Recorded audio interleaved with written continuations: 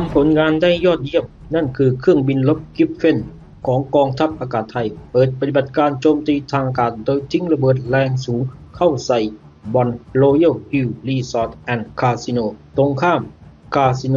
ริมเพ็งในพื้นที่โอเสเม็ดของกัมพูชาซึ่งตรงข้ามกับช่องจอมจังหวัดสุรินทร์ปฏิบัติการดังกล่าวมีขึ้นเนื่องจากบ่อนคาสิโนแห่งนี้ถูกกองทัพกัมพูชาใช้เป็นสถานที่ปล่อยโดรนพลีชีพและที่ซุกซ่อนรถยิงจรวดหลายลำกล้อง BM-21 และเป็นจุดสะสมกำลังของฝ่ายกัมพูชาภาพนี้ทำฮุนเซนช็อกคาที่เพราะเป็นแหล่งทำเงินจากธุรกิจสีเทาอีกผลงานที่ต้องยกนิ้วโป้งให้กับถล่มกลางจรวด BM-21 ที่เครื่องบิน F-16 ของไทยเข้าทิ้งระเบิดทำลายไปไม่เหลือซากจากการตรวจสอบและวิเคราะห์ข้อมูลพบว่าบริเวณทางตะวันตกติดกับกองบัญชาการยุทธบริเวณที่ 3 ของกัมพูชาและอยู่ตรงปลายสุดทางใต้ของสนามบินสำโรงนี่คือกลางจรวด BM-21 เท่ากับว่าการทิ้งระเบิดครั้งนี้เป็นการลดทอนภัยคุกคามทางอาวุธยิงระยะไกลของฝ่ายกัมพูชาลงได้ในระดับหนึ่งตอกย้ำว่าอย่าแย้มกับกองทัพอากาศไทยเมื่อได้เห็นเครื่องบิน F-16 เปิดปฏิบัติการโจมตีทางอากาศทิ้งระเบิดนำวิถีด้วยเลเซอร์จัดไข่ยักษ์ GBU-12 ต่อเป้าหมายคลังเก็บจรวด BM-21 และอาวุธหนักของฝ่ายกัมพูชาจนเกิด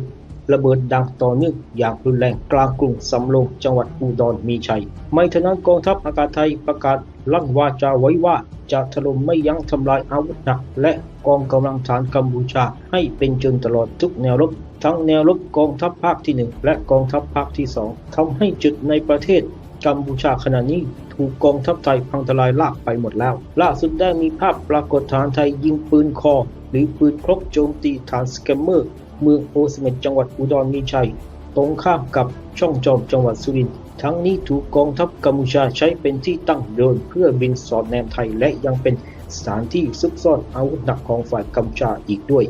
กูรูการเมืองไทยยุให้กองทัพไทยบิน F-16 ไปถล่มเซฟเฮาส์ฮุนเซนสางแค้นที่ฝ่ายกัมพูชาใช้อาวุธหนักยิงเข้ามาพื้นที่พลเรือนไทยอย่าให้เป็นเป้าหมายสำคัญกลางกรุงพนมเปญบ้านของฮุนเซนนั่นเป็นเสียงเชียร์จากโลกโซเชียลมีเดียแต่ความเป็นจริงอยู่นอกกฎกติกาสงครามไม่ใช่เรื่องง่ายจะให้ F-16 บินไปถล่มบ้านของฮุนเซนบินลัดฟ้าไปไม่นานไม่เกิน10นาทีจากประเทศไทยก็บินไปถึงกลางกรุงพนมเปญแล้วแต่ในความเป็นจริงต้องรอยุทธวิธีการลบหากวันใดเขมรยังฮึกเหิมไม่หยุดกล้ายิงถล่มไทยวันนั้นก็ถึงคราวอวสานของฮุนเซนเช่นกันฐานเขมรดิ้นหนักไม่เจียงตัวทำตัวเป็นหมาเห่าเครื่องบินยิงจรวดกิ๊กก๊อกซอย F-16 ต้องการจะซอยเครื่องบินรบไทยด้วยการไปงัดระบบป้องกันภัยทางอากาศประทับป่ายิงแบบ QW-1 กะถล่มเครื่องบิน F-16 ของไทยที่แนวหน้าในฝั่งจังหวัดอุดรมีชัยระดมยิงขึ้นฟ้าแต่ไม่เป็นผลเหมือนหมาเห่าเครื่องบินอย่างไงอย่างนั้นขีปนาวุธหรือมิสไซล์ที่ใช้สอยเครื่องบิน F-16 มีเพียงไม่กี่รุ่นหากเป็นของจีนเช่น SK-1C จากจีนที่ว่ากันว่าซุกอยู่ในคลังแสงกัมพูชาแต่กองทัพกัมพูชายังไม่งัดออกมาใช้กูรูการทหารประเมินว่าเป็นเพราะประสิทธิภาพต่ำเกินไปหรือฐานเขมรใช้งานไม่เป็นเพราะโลเทคหรือไม่ก็มีความเป็นไปได้ว่ามหาอำนาจจีนสั่งไม่ให้นำจรวดหาปลายนี้ไปใช้รบกับไทยหรือฝ่ายกัมพูชาเก็บซ่อนไว้ใช้การสู้รบวันสุดท้ายเมื่อจรวด BM-21 หมดกลางแสงค่อยงัดจรวดยิงเครื่องบินรบออกมาใช้แทนไม่ต้องพูดถึง F-16 หรือกิฟเฟนแค่ปืนใหญ่ไทยก็เพียงพอทหารเขมรก็หนีหัวซุกหัวซุนแล้วเปิดคลิปวิดีโอฐานไทยยิงปืนใหญ่ทำลายฐานกัมพูชาในพื้นที่จุบตาโมก่อนเข้าเคลียร์พื้นที่กวาดเรียบฐานเขมรพื้นที่นี้เป็นสถานที่ฐานทหารเขมรขนาดใหญ่นอกจากจะสร้างฐานทหารแล้วฐานกัมพูชายังสร้างบ้านพักด้วยโดยฐานไทยที่ถ่ายคลิปวิดีโอได้บอกว่ามีรถเล็กซัส1คันคาดว่าเป็นของนายพลเขมรจอดทิ้งไว้เพราะหนีไม่ทันฐานไทยไม่เก็บไว้ทำซากเผาไปพร้อมกับฐานที่มั่นฐาน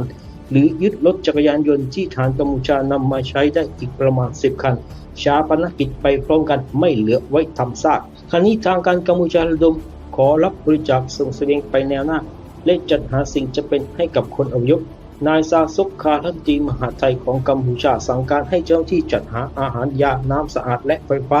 ให้กับประชาชนที่พัดถิ่นต้องจัดเตรียมเต็นท์หรือที่พักสิ่งของจำเป็นในชีวิตประจำวัน และสิ่งจำเป็นอื่นๆอย่างเหมาะสมพร้อมกับสั่งการให้รวบรวมหลักฐานการโจมตีทั้งหมดของกองทัพไทยทำเป็นคลิปวิดีโอพร้อมสั่งห้ามการบินโดรนพลเรือนและสั่งการให้มีมาตรการป้องกันการบินโดรนจนกว่าสถานการณ์จะกลับเข้าสู่ภาวะปกติทั้งยังสั่งการให้กองกำลังรักษาความปลอดภัยดูแลผู้หนีภัยสงครามและทรัพย์สินของชาวบ้านและให้ลาดตระเวนตลอด 24 ชั่วโมงเพื่อป้องกันสายลับแฝงตัวหรือกลุ่มก่อการร้ายต่างชาติดำเนินกิจกรรมโจรกรรมให้ข้อมูลลับหรือสถานที่ตั้งของหน่วยทหารกัมพูชาแก่ศัตรูต่างชาติและยังกำชับเจ้าหน้าที่ในจังหวัดย้ำกับประชาชนไม่ให้เผยแพร่ภาพหรือวิดีโอเกี่ยวกับการเคลื่อนไหวของฐานอาวุธหนักหรือสถานที่ตั้งของฐานกัมพูชา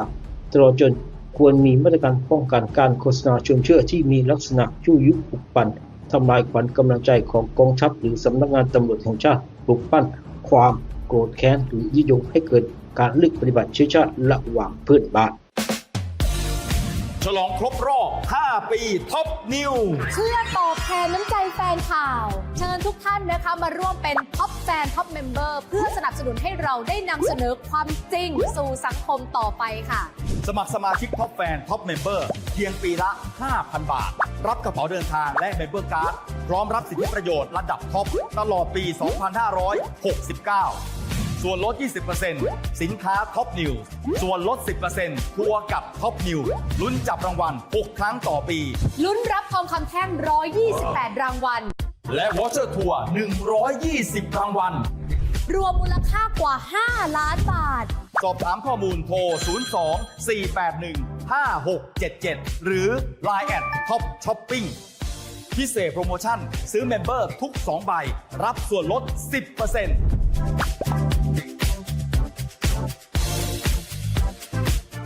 มาร่วมสนับสนุนท็อปนิวส์นำเสนอความจริงได้แล้ววันนี้เพียงกดปุ่ม Super Thanks แล้วเลือกจำนวนเงินตามที่ต้องการได้เลยครับขอบคุณครับ